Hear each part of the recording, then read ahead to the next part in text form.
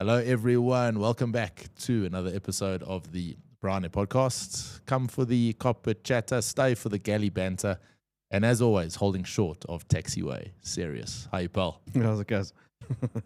How do you like that intro? Yeah, it's on the money there. Sums us up. Holding short of Serious is definitely spot on. Episode 250. That's Cool, a big feat, man. Made it, man. We made it. Yeah, apologies for last week. We were supposed to do it last week. I was absolutely man down. Ryan can attest to that. I had no voice. So had to call in sick on that one. I just couldn't do it. So apologies for the week delay on the pod there. But yeah, nice to celebrate episode 250. I hesitated for a minute to try and think of bringing up one of our previous episodes. In fact, the first one that we did, and it is so cringe, bro, that I couldn't actually even bring myself to do it. But if you want to go and check it out, yeah, do yourself a favor. Go check that first episode. Ryan and I and Brett in our one office here at Samero trying to piece together a pod. It was a bit of a laugh. But anyway, we got you, and yeah, I'm pretty proud that we got to 250, I must say. Yeah, it's happened remarkably quick, man. Come to think of it, you know. I remember starting out those first few episodes, we thought 10 was a big number, and then it's going to be like a... We actually celebrated 10 like it was the biggest celebration that we've ever done.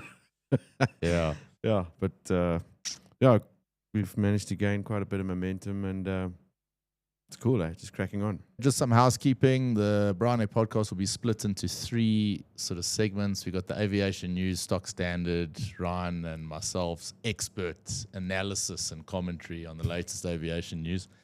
And then we're going to jump into a captain's announcement. And the reason I'm calling it a captain's announcement is because it doesn't matter what the captain says, everyone has to listen. You got nowhere to go. If it's an advisory, pilots don't read those things, or they don't get involved in those things. Yeah, so advisories are like a bit like NOTAMs. Yeah, you don't read them.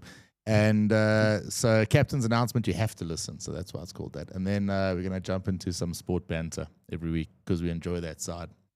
And there'll be separate videos for each, so you can. If you want to jump directly to the sport, you can do. So anyway, that's basically it. But let's get to some of the big aviation news for the week. And for me, one of the big stories is still this 12-year engine rule. I just want to go over it quickly again because I read a very good, I suppose, post this morning was on Fly Africa, and it kind of paints the things in a different light for me, but kind of makes a bit more sense as to why what has happened, and maybe, you know, can open a gate for a way forward. But anyway, there was a response to this. This was came out the other day on, where did I pick this up? That was 11th of November. But let's just go through. And basically to do with the alternate means of compliance, and said, to date, no alternate means of compliance was accepted by the SACAA despite applications, with one application going to appeal and rejected on the same safety case that was proven as having substance in the case. Note, these alternate means of compliances were brought in while the confusing general notice was in play. The general notice was rejected by insurance companies as a waiver, but banked upon by the regulator. The participants of this matter intend to press ahead with the alternate means of compliance application while awaiting feedback from Lycoming and modernizing the AIC 1819 program of ongoing maintenance methods that was delivered safe aviation for all these years, has delivered safe aviation for all these years. Despite the CARCOM Part 43 process, the regulator failed to incorporate the alternate means of compliance despite numerous requests from the industry to do so. So I was going to sort of harp on that, and basically at the end, yeah, it says, you know, for inquiries, interviews, you know, please contact Kevin Story, who we interviewed, that I was particularly impressed by. Kevin came across as a guy who really knows what's going on. He also came across as a guy I wouldn't really want to pick a fight with Kevin. He seems quite tough in his way, and he knows exactly what needs to be done. Yeah. So that is the route that the industry has chosen to go. It's a sort of collective approach to try and get the South African CIA to see the light and to realize this is going to have a significant impact, if not totally cripple general aviation in South Africa. And then this morning, like I said, just having a look on at Fly Africa, there was a very well-written article. Duncan put it up. Let me see if I can find it here. Duncan said, "Your Fly Africa proud to host this incredibly well-written, thought-provoking, and profound take on where to from here regarding the ongoing ARC 18, 19, 12-year rule." And it goes on to say that the collective effort, now I'll let you go on to Fly Africa and go read it because it's quite a long thing, but the collective effort in piecing together the commercial operators and the private operators wasn't the best idea in the world, because the private guys actually had a way out. In other words, it would be much easier for the CIA, or possible for the CIA, to have an alternate means of compliance for private operators. Now, I don't want to go and butcher this guy's article that he's written because it's really, really good. So, go and check it out. But if you're doing commercial ops, it's impossible to get an alternate means of compliance. And what I didn't realize, and maybe I missed this somewhere down the line, I don't know if you did as well, Paul, but this was basically brought about by an insurance claim that one of the insurers tried to get out of because this engine hadn't been, in this particular case, an engine hadn't been overhauled for 12 years. So in that case, the CIA would have been held liable for this insurance claim because this operator got away from doing it. And that's why this whole thing has come about. But the way this guy's written it, to me, makes a lot of sense, in that the pulling together of the whole industry, including privates and commercial, may not have been the world's best idea. Look, it's ongoing now, and this is. I don't think there's a way for the private guys to pull out of that and start sorting out their own stuff now. And one hopes that there is sort of light at the end of the tunnel with this, but it possibly hampered the opportunity for this to be sorted out sooner rather than later. Yeah, it's a bit unfortunate, but I mean, I think obviously at the outset, the general feeling was there was strength in numbers, and unfortunately, which might still be right. And let's see. I do hope that they manage to find some sort of an amicable solution somewhere down the line, because man, there's a ton of people affected by that issue, man. Well, it's going to cripple it'll just literally cripple GA in South Africa, and that's you just can't do that. So we have to find a way. Yeah. And one hopes there's one on the horizon. Let's stick with some South African news. Your favorite airline, South African Airways, is expanding its network with two daily flights between Joburg and Gaborone. The new route improves travel and trade links between South Africa and Bots. That was for many years a South African Express Airways route. Yeah. And they've now jumped on it. No doubt you're going to see, I bet one day you see an A340 going from OR to Bots, because they don't have any 320s, and you're going to have 20 passengers on a 340 one day. Watch. This didn't make sense to me. I saw that. I was like, I can't even be pleased for them, because, I mean. Really? How efficient can an A320 be on a short sector like that? I mean. Yeah, it's a real Q400 type of route there. Yeah. Leave that for the regional operators, and why not try and work yourself back to reestablishing some long haul routes? But I suppose they quickly realizing that they're not equipped for that yet either. Well, that is the plan, I think, for them to start adding some more long hauls. But I suppose in the meantime, they've got to take whatever they can from these lucrative regional routes, and that certainly is one. It's it has been for many years. Rumor has it, and I say it's rumor because it doesn't come from an official source, but apparently they've got 10 A330s coming from the States. Yeah. So we'll see what happens there.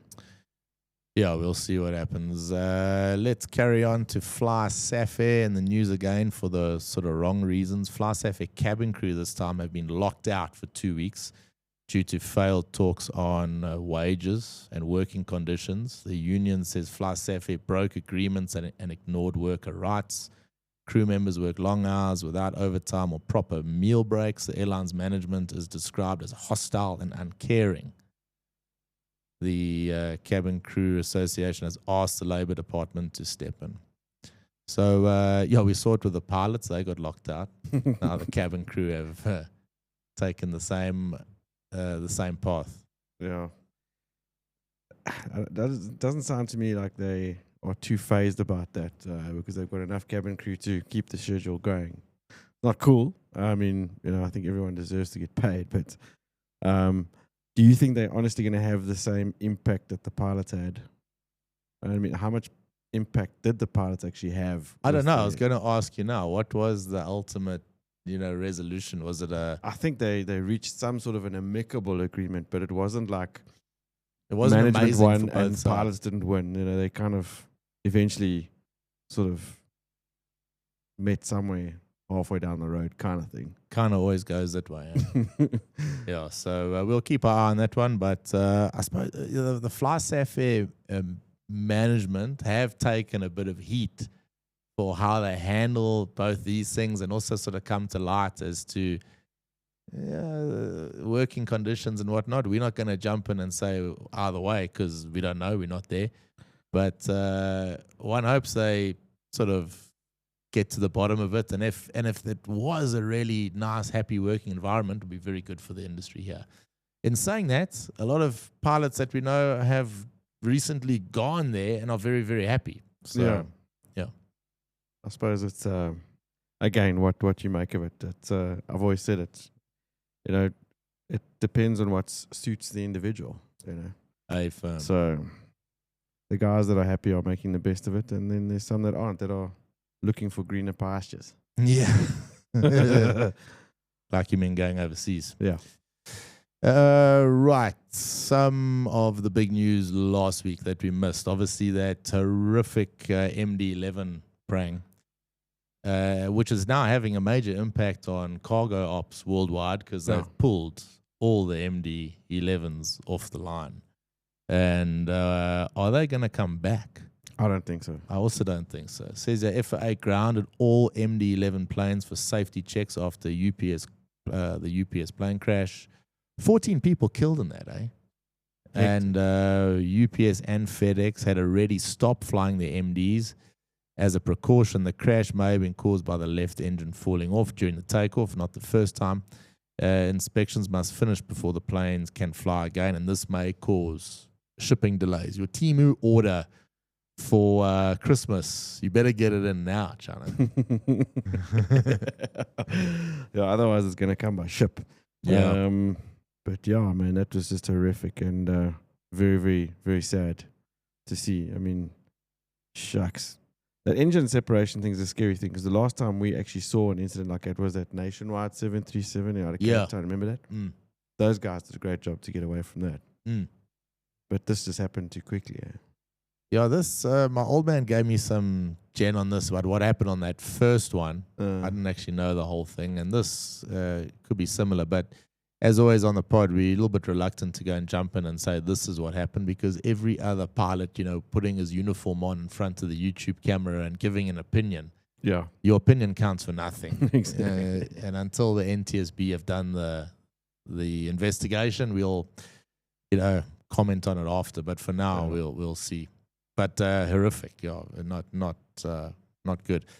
And then further woes there in the States, I suppose. This air traffic control issue that they've had there with the strikes and that. Did you see what Trump posted? He went on the rampage against the ATCs, but now he's saying he'll pay $10,000 bonus to those that actually come back and graft, or those that stayed, he's going to give $10,000 to. And for those that didn't, you're not in his good books. But he wrote a rather scathing Truth, what's it called? Truth Social post about the ATCs and this government shutdown, which he says is obviously linked to the Dems doing what they do best and trying to destroy America. But anyway, not going to get too political, but it's affected things crazy there. Listen to a captain's announcement, the guy telling the packs they can expect to be there for 2.5 hours before getting airborne. So it's crazy. It's funny how different things are over there compared to how they are over here. Yeah. I mean, we have a handful of ATCs left in SA, the ones that are sticking it out here. But our guys have just got so much. Life is so much harder for them with all the crap they got to deal with in terms of not having the equipment and approaches to let the aircraft in and all that kind of stuff. Did you see again what happened in PE earlier this week? Flights diverting because they can't land. That's just going to carry on and on. So can't be easy to be in air traffic control at the moment. No. Whether you're over in the States or here. Yeah, 100%. Let's stick with what's going on in the region here. FastJet Zimbabwe marked its 10th anniversary on October the 28th. Airline grew from the failed FastJet Tanzania, now flies regional jets across southern Africa. It's the only surviving FastJet sort of franchise, eh? Yeah. The Zim one. So they're doing well. Fly Namibia, they will increase flights on key regional routes starting April 2026. Windhoek to Victoria Falls service will double from 3 to 6 flights per week. Flights between Windhoek, Maun, and Katima will rise to 4 per week, so they're growing nicely. And then we had the pleasure this week of doing some training with some of our old colleagues from ProFlight Zambia, and they're also launching new regional routes. They're starting a new route from Lusaka to Maun via Livingston in 2026. Just sticking with that, it was nice to see Clint and Moritz the other day. Moritz, of course, has been on the pod, and Clint, sort of a favorite of yours and mine to fly with over the years.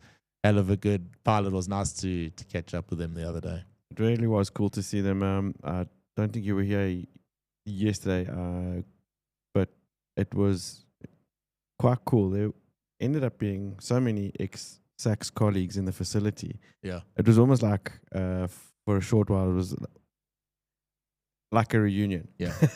But there must have been, in total, about 10 or 15 ex-SAX colleagues in the building. Oh, really? And everyone just chatting and seeing each other and high-fiving and reminiscing about the old days. Quite cool. That camaraderie hasn't really changed. Gone away. No, and you always. I think that's sort of true for anyone that spends a long time at a particular company, and obviously airlines probably more so because you have so much time to sit chat between on legs there at 38,000 feet. And I think again, while that is a topic of discussion now, in this past few weeks and sort of trying to design a way for the pod forward, a lot of the things that came out was, what is the purpose of this podcast? And for me and for us, it's always been that sort of, what do you talk about when you're in the aircraft at 38,000 feet, that type of conversation that you have. And you have so many of those conversations over the years with these guys. And obviously when COVID then happened, there was this big sort of breakup and everyone was scattered all over the world. So now when you do catch up, there's much conversation to be had and reminiscing about the old days. And good nonetheless.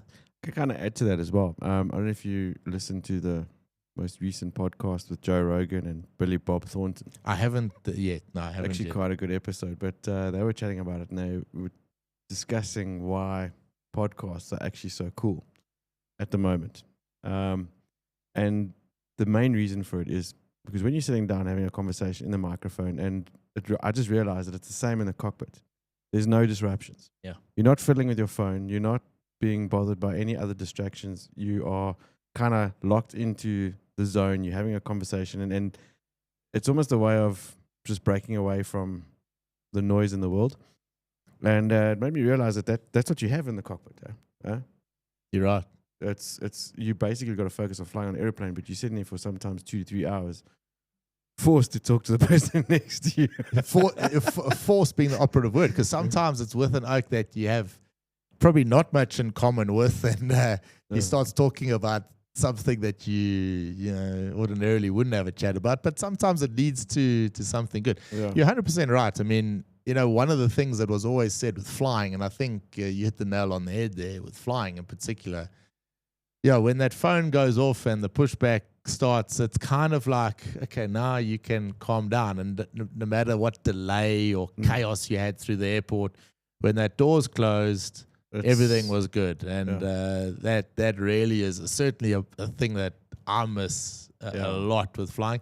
But you're right, the pod is a bit like that, and you do get to be sort of free and clear of all the other chaos that's going around the office, I suppose. Yeah, no, it's a real thing. And I think it's something that very few people actually get to enjoy nowadays. There's just no freedom. Unless they're listening to the podcast in one whole session without any other interruptions, I suppose. But good point. Sticking with Joe Rogan and the pod, did you listen to his one with Elon the other day? I started. I haven't finished it yet. Been taking that one in bite sizes, but I'd driven down to Durban the other day. Went to Umhlanga with the kiddies, so I had a good few hours to listen on the way back, and something interesting came out of that. I don't know if you've been ever following. I certainly hadn't, because I didn't have interest in really getting one, and not that you can in South Africa. But the Tesla Roadster car has been a sort of topic of discussion over the past few weeks. Sam Altman cancelled his order for one quite publicly on social media. He said it's taken too long. He's cancelling the order, and then he posted a picture of after cancellation, there was a delay in getting his money back and whatever. Not that he needs any money, Sam Altman, but this whole thing with the Tesla Roadster. So Rogan said, look, is this Tesla Roadster going to happen? And when is it going to happen? And mainly, what's the big deal? So Elon said, it's a big deal. This car is going to be a big deal. So Joe's like, okay, it must be very fast, this and that. He says, no. I actually did listen to that segment of the show, yeah. So he's hinted on the show that soon a flying car prototype might be released there by Tesla. It didn't share any details about how it works or how it can truly fly, but there was strong hints that this thing is going to be able to get airborne. And if anyone can do it, it's going to be Elon. Yeah. So quite interesting. Nonetheless, we might be talking about OEMs in the future, and Tesla might be one of them. I certainly hope so. I mean, it would be pretty cool. It would be awesome, man. I mean, it definitely has to be a safer way of getting around, particularly in South Africa. I mean, if we can get cars that can get, at least, 20, 30 feet above the highways and stay out of the way of taxis and potholes, then I'm buying one. 100%. Sticking with Elon, British Airways is now using Starlink for fast free Wi-Fi. Still not available in South Africa. Never will be, I don't think. US passports will now show someone's gender at birth. I think they did this one for Almac. Oh, fuck. Almac. Seriously? Supreme Court ruled 6-3 that US passports must show a person's gender at birth. The decision supports a Trump-era rule reversing Biden's policy on self-selected gender markers. Can you even believe that we were at a point where you can just decide what you are and that can go on your passport? There's one thing making a decision like I'm a girl and you're not, but it's, legally, let's just, you can believe that, but legally, this was legit, was in your passport. Now that's, if you're a dude at birth, you're a dude in your passport. Yeah. Whether you think so. And that's, it's just. Can't believe it. Can we just get back to that type of stuff? And how was it ever allowed to get that ridiculous? Honestly. It's just absolutely bonkers. Hey? It's just absolutely crazy. Crazy world. Delta pilots found out that a company app on their phones could access personal data. Some pilots were told to delete their TikTok because the app could track it. The app called Delta Hub collects data like installed apps and your location. Delta showed pilots how to stop the app from collecting this data. The airline's updating old computer systems to prevent problems like a recent outage. there's more and more of that stuff going around. And how much of your stuff is really safe? Yeah, how much is nothing safe? Nothing safe. If you think it is, it just isn't. But nonetheless, I think it's worthwhile if you delete your TikTok anyway, because no good can come from that. No good. That short form sort of process, no good can come. Some positive stuff from Embraer. Embraer has all parts needed to meet its 2025 aircraft delivery target. The company must now focus on speeding up production to reach its goals. It plans to deliver 222 to 240 civil aircraft next year, including BizJets and E-Jets. Embraer made a profit in the third quarter, but faces costs from U.S. tariffs. The company hopes Brazil and the U.S. will remove these tariffs soon. Staying with Embraer, they've cancelled that turboprop concept. That's gone. Well, that's fine. Yeah. We don't need more turboprops. No. The project stopped because new engines were not ready. The company once showed designs but never started building. Embraer is now focusing on new technology like electric and hybrid. So that turboprop is out the window. And moving on to Emirates, facial recognition at DXB for passport-free processes. We don't have that in South Africa, I believe. No.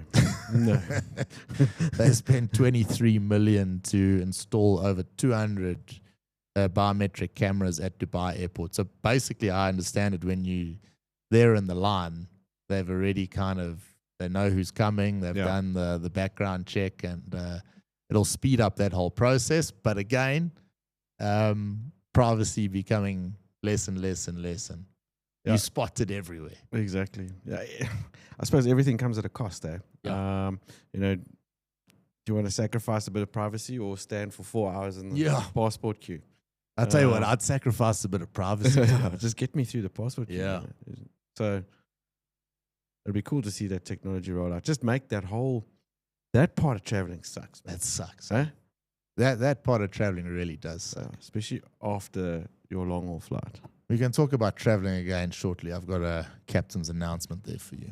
But before that, Boeing has finally completed that $10.5 billion deal, the sale of Jeppesen full flight to Thomas Bravo.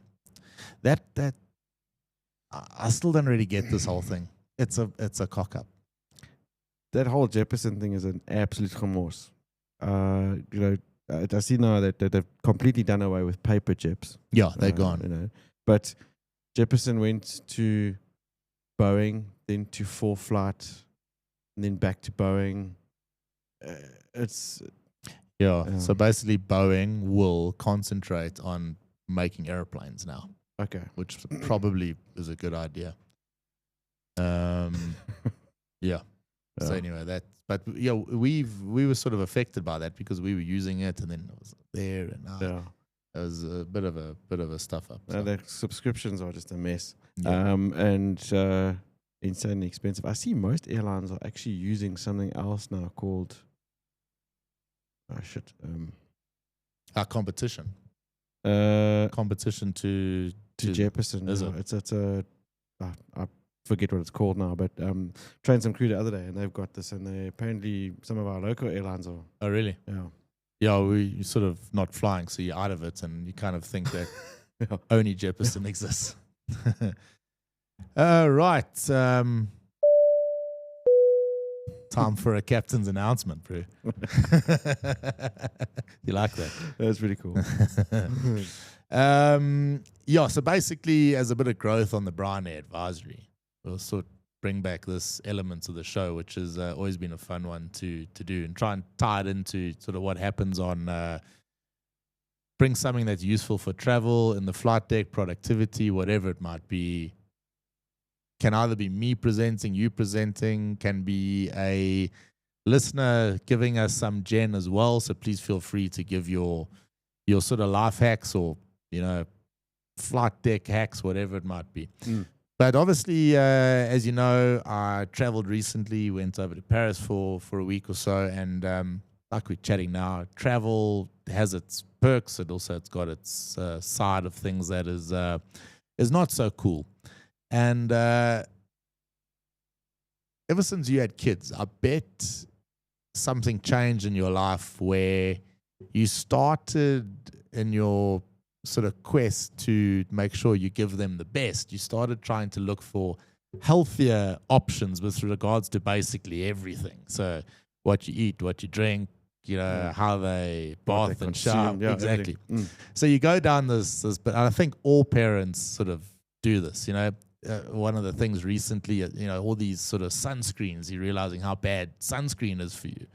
So there's all these natural, options that you can take. And there's a company in Cape Town called Zero BS. I don't know if you've heard about it. Yeah. Zero BS. And it's a Cape Town-based company. They make products, soaps, sunscreens, all the rest, and basically the same ingredients for most of what I can see, most of this stuff, which is beef tallow, castor oil, olive oil, and some essential oils, a bit of beeswax. Yeah. Okay.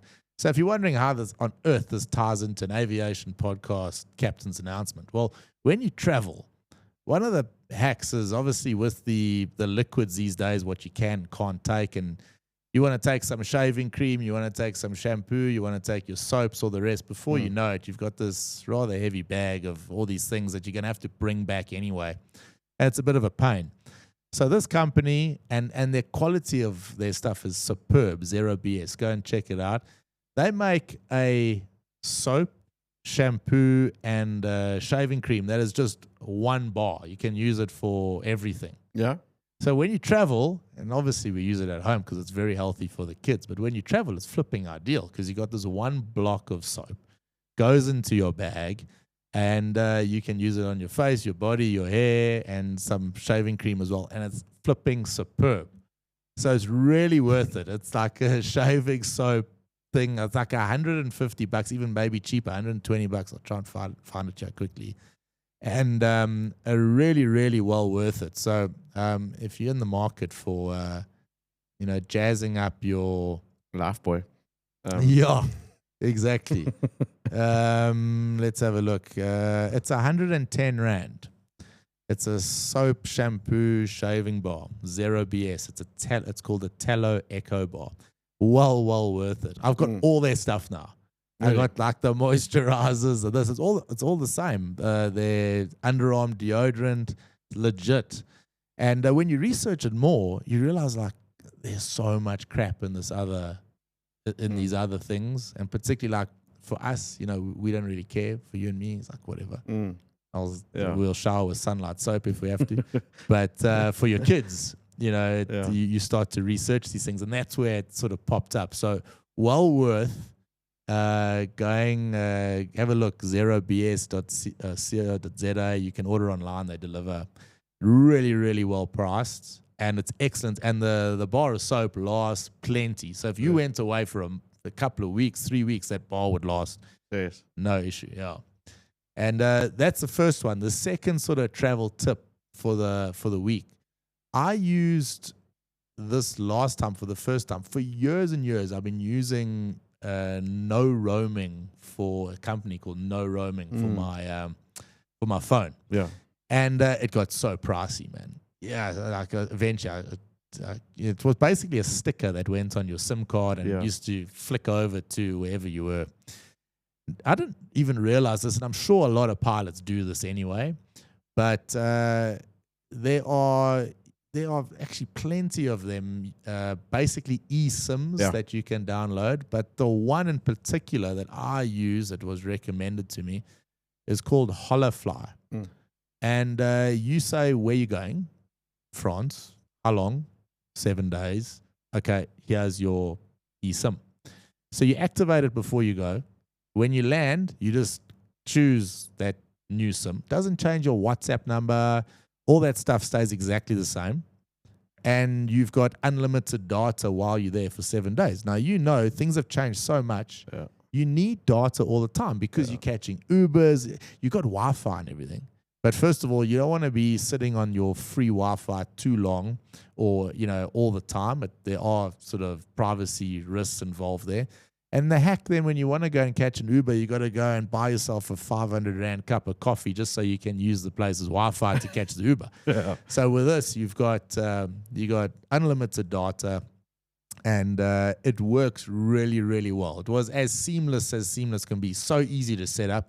Scan the QR code, download the eSIM on your phone. By the time I came back, obviously the eSIM had been used. There's none of this topping up and everything. That eSIM's gone. Next time you go and buy another one. And it literally cost me no more than 20 euros.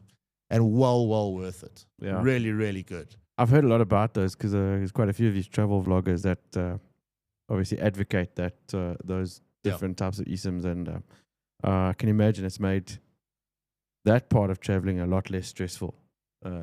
Just nobody wants to be exposed to those horrendous roaming charges that you would get paid or charged by your local operator. Yeah, and it actually makes it safer. That's cool, man. It actually saved our bacon because my old man was there as well. Now I got my old man a one as well for his phone. And one of the nights we were there, we went out and maybe had couple of glasses of wine, and my old man left his phone. We didn't know where it was, but we think we actually left it in the Uber. And because it was connected the whole time, we could actually track it, and we got the phone back. Jeez. But had it, because once it's offline there, you're pretty screwed when it comes to tracking it. So it actually worked out pretty well worth it to go and get one of those wherever you go. And like I say, it's not a top-up situation. That number, it obviously doesn't work for voice. It's just purely data. Yeah. Awesome, man. Yeah. And let's jump into the final segment, my favorite segments of the show, the sport at the moment, bro. Yeah, sport. Look, this past weekend was exciting. We had some Formula 1 and rugby again. Start with the rugby. Yeah, we have to. Because we fucked the Frenchies up. It was close for a moment. I don't know how much of the game you managed to watch, but up until the first half, it was pretty tight. But the second half, we dominated, and it was lucky to see them come out on top and win by a proper margin. Yeah. Yeah. They really played well. I was in the sim early the next morning, so I caught the highlights the next day, but I was suitably impressed when I turned on my phone in the morning to see we had won. I was nervous about that game. Yeah. But man, are we living in an era of Springbok rugby where we just have to enjoy every minute of it, because it's not going to last forever. Because this is just unprecedented that you can go to France and play them with 14 men for a full half and just physically dominate those guys like they did was incredible. So it's awesome to be in this sort of euphoric state of Springbok rugby and to experience it all, and also for them to go around the world and just punish everyone. I just hope. I no doubt they'll get through Italy this coming weekend. Yeah. But the Ireland game was always a tough one. Russie's never won there for the Boxing. Yeah. So that's going to be a serious game. And we owe the Irish a bit of a PK as well. Yeah. No, I think that's definitely a game that's going to demand a few beers. 100%. While watching. Something we never normally talk about because it hasn't really been a thing, but I don't know if you managed to catch the Women's Cricket Cup final last week. No. The World Cup final. Never paid attention, but it became a thing because they made it to the World Cup final in India. So I thought, this is interesting. Let me just watch a bit of the match. And I must say, those chicks can bat. For which team? That was the question. But they didn't win the match, unfortunately, but they did play bloody well. It was quite impressive to see how far they've come in the sport. So. Yeah, no, that was good. I did watch those. They're actually a lot better than I thought they would be. You could actually watch it as a game. It was pretty good. Yeah, it wasn't so bad. Well done to them. That was great. Yeah. All right. I don't really want to do this, but let's chat about your beloved Lando and how he's doing there. Because F1's been really, really good. Yeah. It's exciting all the way up into the end. A bit of a divide there now in the McLaren team because Norris just seems to be on another planet. Piastri almost falling apart at the seams. Yeah, look, I pick up. Obviously, it just came out earlier this week. He's obviously got some issues going on at home. I think his mother's ill or something. So the Piastri's distracted, and he's just lost it. I think he's very close to being overtaken by Max. Yeah. I think Max is going to end up second. Yeah, but look, McLaren as a team are smoking it, and look, Norris he's there, man. Yeah, he's there. I think he's got it in the bag. Yeah, but Max is keeping it. He's keeping it interesting to the wire, and that oak is he's a beast. I said I can drive. I mean, this weekend, he came out of started in the pit lane and finished third. And he had a puncher. Yeah, no, he knows how to drive. Eh? Yeah, what I think we're going to do next year. And remind me, because I will forget, but it'll be quite cool to put a bit of an F1 betting thing going with a group of guys. So we might put a Bryan Air one together and use it as a bit of a... I'd absolutely love to do that, because I think this year is the first year that I've ever sort of managed to call it. So I'm keen to do it next year and put some skin in the game. Yeah, so we'll put a bit of skin in the game next year. If you want to join us on that, we'll run a bit of a... 100%. A comp there. Cool. There's some serious UFC this weekend. If you weren't planning on getting up at 5 a.m. on Sunday, I suggest you change those plans. Yeah. Yeah, because there's some really good flights. The main one, Jack Della Maddalena, is fighting Islam Makhachev for the welterweight title. So Jack is an Aussie. He's as tough as nails. He's a very, very, very good striker. Islam is a Dagestani wrestler, flipping out of the playbook of Khamzat and these oaks, different story, these guys. Yeah. But no one can call it, because Jack's striking is next level. And this, UFC and fighting like this, it's basically the only time in my life where I would support an Aussie, because you don't normally support Aussies in the sport. Yeah. But with fighting, it's sort of, I don't know, there's much less of the you don't sort of just support Drickers because you're South African in fighting. You know what I mean? It's a little bit, it's different to team sport. So Jack he's got such a cool, relaxed striking style. And Islam, of course, he just never loses. I think he's on a 12-13 fight winning streak or something. Jeez. So he's an absolute beast. But then before that, there's a women's flyweight fight. That's Valentina Shevchenko against Zhang Weili, and they are two of the best ever. Zhang Weili she's an animal, beast. That one. And then before that, Sean Brady, Michael Morales, Leon Edwards is fighting Carlos Prates, and Benal Dariush is fighting Benoit Saint-Denis. So that's all the main card. Really, really good fight. So if you're looking to get into a bit of UFC, this Sunday is worth it. Yeah. Cool, man. Go and check that out.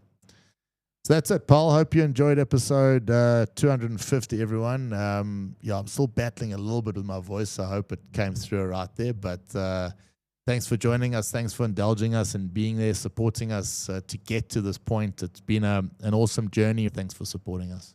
Yeah, really appreciate it, and catch you on the next one. Bye for now, everyone. Ciao.